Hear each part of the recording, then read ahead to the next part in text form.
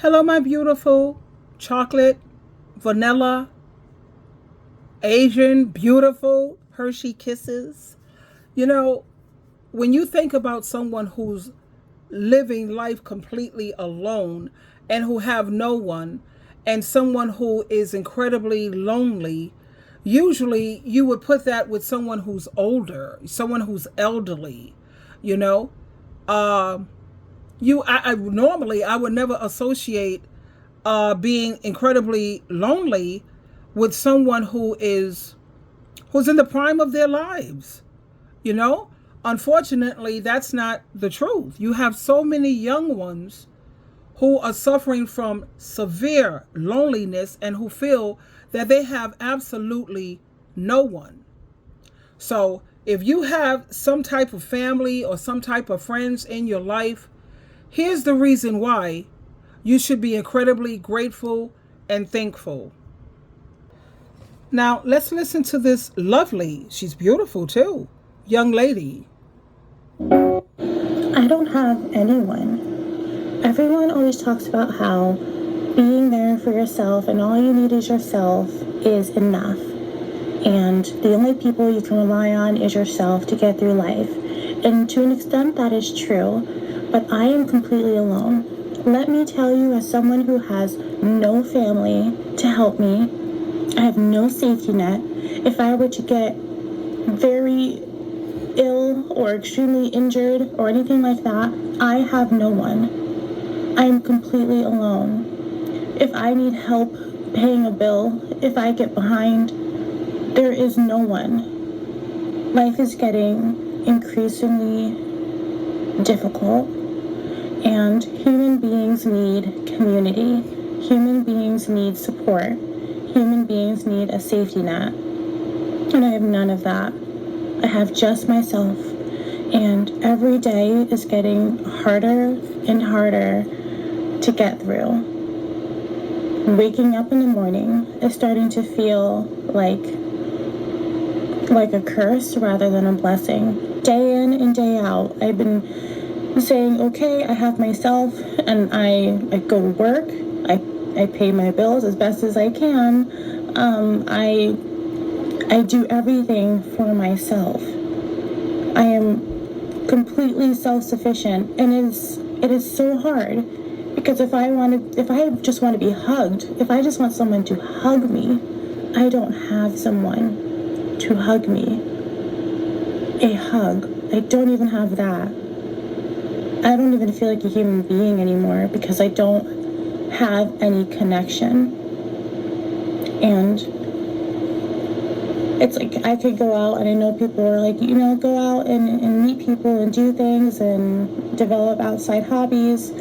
And I've done that. Believe me, I've done that. A lot of things where I live cost money to do, unfortunately, which I can't really be frivolous with right now. I'm in pure survival mode.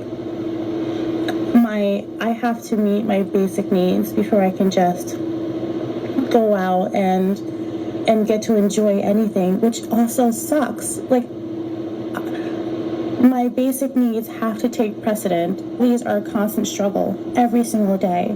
So the fact that they're a constant struggle means I can't possibly skip my basic needs and go straight to, I'm gonna go join the club and meet new people and spend money and hang out.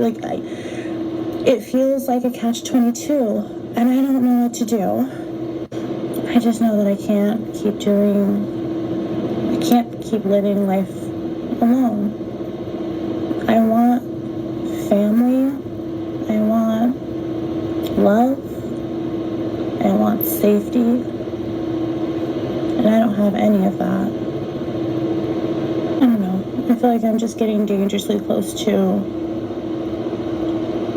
not really seeing the point here anymore. I don't think people were meant to go through life completely alone and not have any support. This is another one of her videos. I had to turn down the volume because it had music on it. But she's going through yet another holiday season alone. So what's the solution for this? There is definitely a solution, but like she said, no one wants to go through life alone. Friends and family give you strength. Because at Ecclesiastes chapter 4, verse 9 through 11, it says, two people are better than one. When two people work together, they get more work done. If one person falls, the other person can reach out to help. But those who are alone, when they fall, they have no one to help them. If two people sleep together, they will be warm. But a person sleeping alone will not be warm. An enemy might be able to defeat one person, but two people can stand back to back to defend each other. And three people are even stronger. They are like a rope that has three parts wrapped together. It is very hard to break. And when it's speaking about three people, it's talking about including God in your relationships. Now, when it comes to two people, it don't have to be a romantic relationship. That's why I always say, and I recommend that, when you have a man or something comes in your life, don't throw away your family. Don't throw away your friends. You can have two people like the Delaney sisters who lived to be 104 and 109 years of age, and they lived so happy. They had each other to spend their life with. It doesn't have to be a marriage, a man and a woman type thing. It has to do with the sisterhood, like I'm always encouraging women to do. Like this young female says, she wants someone to hug her, and we all need that. Like I get my hugs from the fellowship meeting, Al-Anon, or some people go to AA.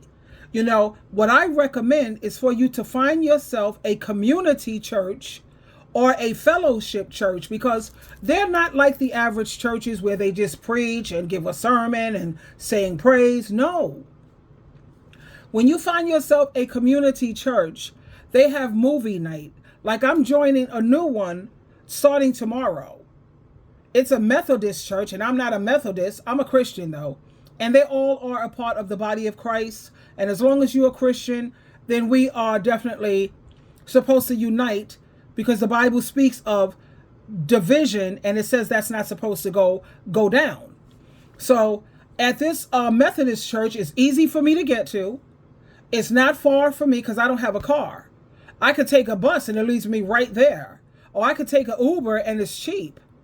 So I'm going to be joining tomorrow. Other than that, I do meetups even now, and I still do meetups. I like meetups because you have people to talk to. You have people to do things with. It's not about dating. It's about, I want someone to go out to dinner with. I want someone to enjoy movies. I want someone to like arts and crafts. You find people who have common interests. All right? And I'm going to tell you the solution to this real quick. Please get the WhatsApp. Because WhatsApp, it has FaceTime. It has, you could do videos on it and send it. Let me tell you what I love about WhatsApp. Every Sunday, like clockwork, 2 o'clock, my bestie and I, we do FaceTime.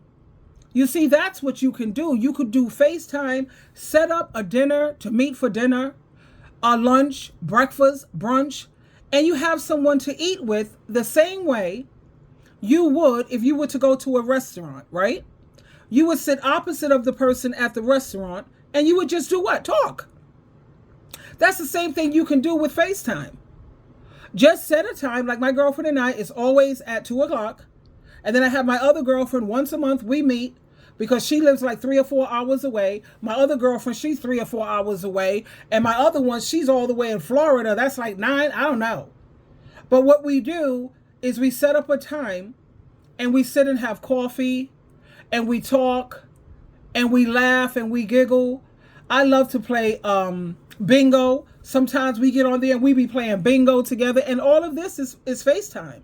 You don't even have to leave the comfort of your home, and you always have someone to talk to and to share your life with and to speak with. And from time to time, you can even go and visit each other. She don't have to suffer like this. I just wanted you to know you're not the only one. Twinkle, twinkle, twinkle.